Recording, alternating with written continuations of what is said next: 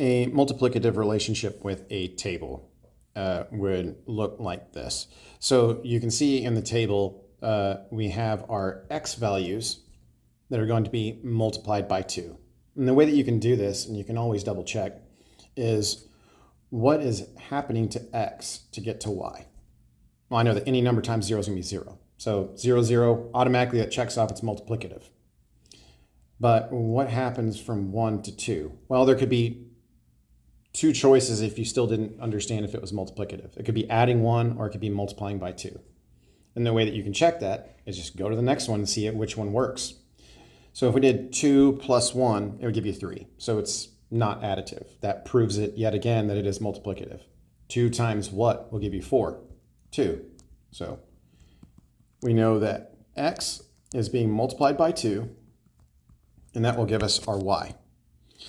Now, what this is saying is we've already identified the 0, 0 point giving us multiplicative. That's awesome. And if you're not given 0, 0 for information in the table, then you're going to have to go through the process we just went through. The way that this is looking is we're taking all of the x values right here. Let's go ahead and erase this, clean that up a little bit. The x values right here, and we're substituting them in for the x value. So 2 times 0, 2 times 1, 2 times 2. And that tells us what our y values are over here.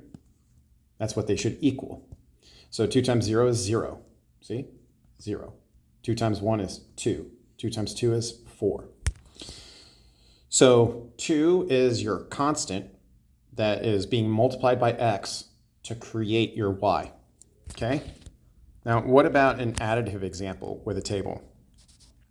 Well, you can see here automatically that we do not have 0, 0. That means that it's an additive property or an additive example that's going on with this table. And we can say, well, how'd you go from 0 to 5? Plus 5. Okay? And then you can check it with the rest of the table. Plus 5, plus 5. And if you did not know it was additive, you could go through and go, okay, well, 0 times what is 5? Boom, automatically done, nothing. So 1 times what is 6?